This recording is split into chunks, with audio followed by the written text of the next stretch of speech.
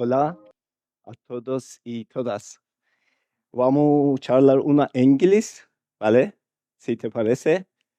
This is Hadi Nobari, that is focused on research in the prevention injury and also optimizing performance and recovery. Before to start, I want to ask you one question because it's very important for me. Have you done some training per week more than 5 or 6 sessions? ¿Alguna vez ha hecho entrenamiento durante una semana 6, 7 veces con un partido? If you do, you know why it's important optimizing recovery.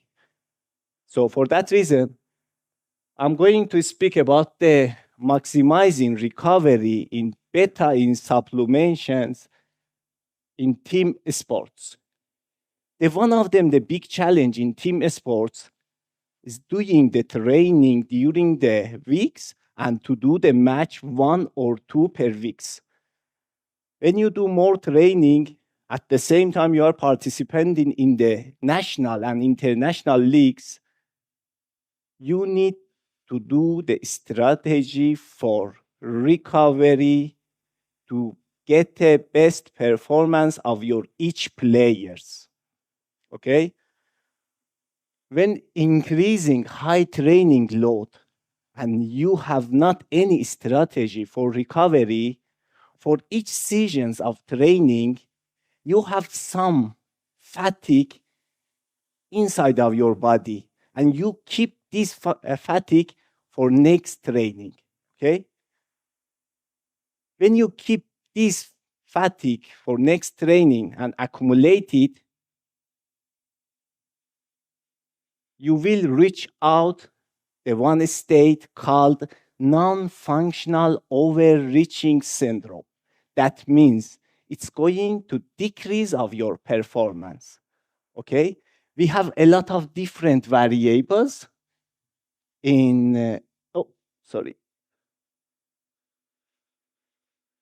we have different variables to show. I want to use okay, this one. You can see a lot of different variables, hormonal, psychological, and performance from your players. But when you are doing the training, you can't see how you can evaluate this. Let me to say you one example. Real Madrid.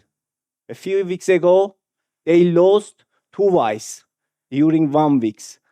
Okay? And one of them, the reasons that attention, they said, high load training. Okay? It's guilty of the strength and conditioning training. The team is the same team that they won last year several champions. And they have several better players than the last year. But they lost versus some teams less power than the Manchester City, for example, they won. For that reason, when you reach out your players in non-functional overreaching, decreasing the performance, decreasing the stimulation hormones more anabolic and increasing catabolic like cortisol. At the same time, if you keep your training, that is fault of a lot of coaches, you will reach out the injury for your players. Let me to explain you. You are coach and you see the performance of the players during the training in the match was horrible. And you say, okay, this week we have to do more training. Let's do more training to increase the performance. If you don't have the basic knowledge, you will go to the one circle that is insufficient training, and you do, and you put your players more training load and reach out the injury. Again, Real Madrid, that they reach out some injury this year. And also in the females, about the hormones and menstrual cycles. So, what is the nutritional strategy for recovery? Mineral, vitamins, supplements. We are today talking about the supplements, but there is one big challenge. Today, my colleagues speak about the synergy of the supplements, and I am saying now another, in addition of that, you have to be careful. Oftenly, the players take a lot of supplements per day, 5, 6, 7 different type of the supplement, and use, okay, this is after the training, this is the before the training. Oh, I'm going to sleep. Let me to take one protein with creatine, okay? This is going to conflict effects or overlapping of the supplements. That's why we are looking in the future to find the solutions, some supplements with multifunctional effects. Have you ever seen about the betaine function? ¿Ya leíste o bebiste algo sobre betaína? Okay, let's discover about this and let's dive into the practicals of the effect of the betaine. Betaine could synthesize in the body through the choline dehydrogenase enzyme, okay? And also you can find in different beets, spinach, during the day that you can use it. But as much as you need for take to get a benefit, you need maybe some supplements. Why betaine has multifunctional effects like keratin or better or worse, we'll see in the future slides. Betaine or 3-methylglycine has 3 methyls CH3 and 1 amino acid glycines. These combinations help to the betaine to join the positive and negative charges that called zwitteric proper for betaine.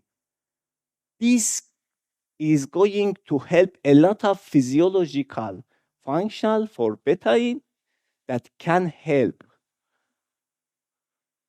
For example, it's only some effects, and I'm just focusing in recovery because betaine has a lot of effects also in the direction of the health. Today we are going just to focus in the recovery. One of them, the functions is osmolyte, that means hydration of the inside of the cellular. That is one of them, the most important things to prevent of the dehydration of the players. Another in methylation cycle that essential for keep the output of the energy and metabolism of the protein, and also increasing of the synthesize of the biosynthesize that is going to help indirectly to increase of the keratin too. Okay, so let's to see these pictures. This was the metabolism and endocrine markers. How is helping endocrine markers? With stimulation of the growth hormone release hormones through the hypothalamus, going to help to increase of the growth hormone that is going from 2 ways in the muscles and the liver to increasing of IGC-1 alpha. At the same time, inhibited the one corticosteroid, that is catabolic hormone, that usually one of them, the most important variables that colleagues also mentioned about it, is one of the variables always we look for athletes. If it's increasing, we see maybe they have in the under of them more stress, psychological or training, that inhibit of that from the kidney. And to increase of carnitine proteins, okay, that could help to decrease of the body fat. So the question is this: is this next creatine? Is this worth to taking? Based on these explanations, our aims and hypothesis was the effect of the betaine supplementation during the 14 weeks on endocrine markers, pro-inflammatory markers, and performance body compositions during the competition seasons in young soccer players. We had one teams with 30 players during the intervention, one excluded. We divided in 5 groups based on playing positions to control of the training load based on the playing positions, some of them running more than another one. That's why we divided for 5 groups, and then we divided each groups randomly for 2 groups, placebo and also betaine groups. Participants take twice a day capsules with 1 grams, 2 hours before the training and 1 hour after the training.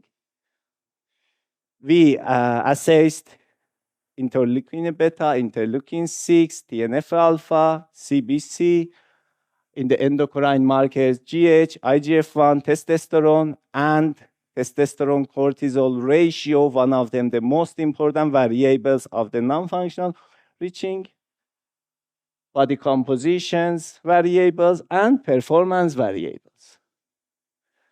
We controlled training load, well-being, like sleep quality, like stress, okay? And we also had the nutritionist that she calculated based on the Harris bending formula, basal metabolism of each players. Then based on their activity, we calculated the metabolism basic and give them 1 week before each assessment to keep the same nutritions. And at the same time, because they were young, we calculate maturity offset and peak height velocity. This is also can affect to the results when you are working with young soccer players. Maybe some of them reach out to the puberty, some of them no, or some of them pass it. So this affect to the hormonal situation too. You need to control. This is the outline of the study. Before the first week match, we did the assessment, phase 1. Here we will call P1. In the 7 weeks, we did the second stage assessment, that phase 2 we will call P2. And after 14 weeks match, that we will call phase 3, P3. One of them, the workload and wellness variables that we controlled, you can see here, we had some difference during the 14 weeks with significance. But when you find out the general workload, accumulated workload, and Hooper index, that is the most important for us, the wellness, in all weeks was not significant. That means both group has the same workload and the wellness. This was for us very important, because if the training load increase, maybe affect to the increase of the stimulation of some hormones. At the same time, the control of the diet showed us during the 3 weeks each period of the assessment, 1 week before, we show that we controlled very well and there is no significant between groups. When we assessed the body compositions, we have not found any significant in lean body mass and body fat. this is the against of the lot of study has done in Betaine, like Jason Choleva. One of them, the reason could affect was the beginning assessment of here. Look at here, 8.7, 9.2. This percentage of the body fat is very low, okay? So they were very elite. But another study was doing with students of the university. They did with the obesity people, okay? So that's why one of them, the reasons that why we couldn't find any difference in body fat could this that because they were very elite and had a little body fat in the beginning. However, we have find out in the all pro-inflammatory variables, TNF-alpha, interleukin beta, and interleukin 6 difference.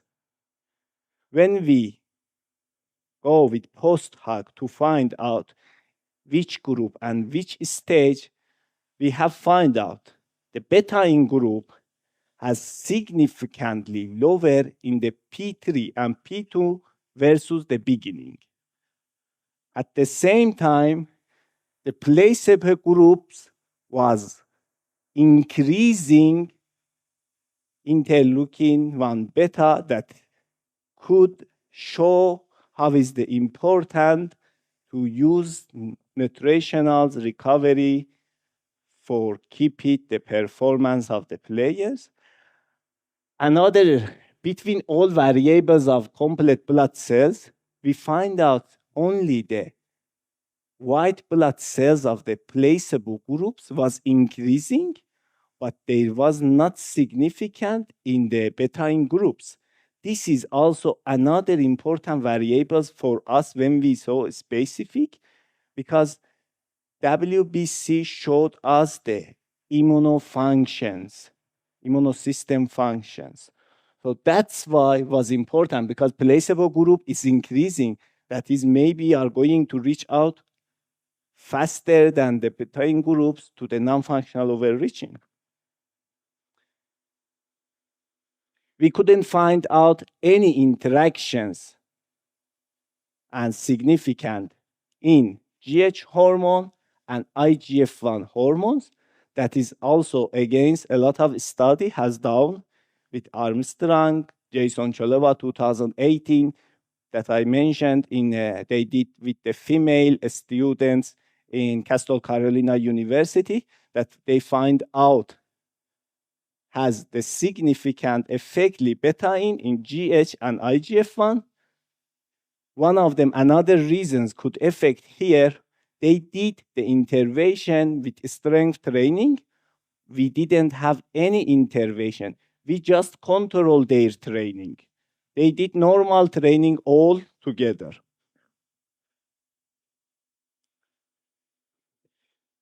The most important for variables of the non-functional overreaching, testosterone cortisol ratio, that colleagues also explain about it. Testosterone was increasing in the betaine group. Cortisol was not significant between two groups, okay? So when we calculate testosterone to cortisol ratio, we find out the betaine group has maintained these variables versus placebo groups is contrario against. So this is the one of the most important, based on the scientific lecturer, that how we can manage to keep our players to doesn't reach out non-functional overreaching, or overall sometimes say overtraining, okay? We are not focusing today because one of them, this project, one section was performance, that we find out in 1 RM, Tomax, and a repeat sprint ability also increasing performance during 14 weeks betaine supplementations. Another controls that we did it, after 1 year, we followed out the same players to see if there is no negative effect to their growing up, okay? Just we calculate after 1 year only the height and body mass, okay? Just to see betaine groups and placebo groups. We had not find any negative effects on growth. Even we saw that the groups who use the betaine has better increasing height, but this is not our aim. We just wanted to focus to see if it's not negative effect, betaine, when they are using in long terms, that could be interesting for future study to do more longer and to see the effect in anthropometric too. So again, we will come back to our question. Is it the next creatine? It's worth to take it or no? This is another picture from one of them, the study of the Jason Choleva. It's a systematic review that they showed different way of the supplements that reach out to the increasing intracellular osmolality that is going to reach out to the hypertrophy, okay? If you see, betaine has from 2 ways to reach out that aims to, okay?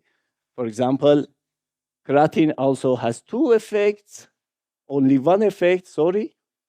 Beta-alanine has only 1, creatine has 2 ways. So we'll see in the future what is going to happen. The conclusion of these studies, that nutritional studies is important in team sports during the sessions to keep the immunosystems with some supplements, with functional, multifunctional supplement than severals. So we find out could help betaine during the sessions to reach out, to prevent of the reach out to the non-functional overreaching. And the recommendations is 2 grams to 6 grams between different levels of the semi-professional or professionals could affect to their performance. These are studies that we have done based on this, and 3 of the studies has published in the Journal of International Society and Sports Supplements, and 1 book that published in University of Transylvania in Romania. Thank you so much for your attention, and we will welcome to any questions if you want, Castellano or English.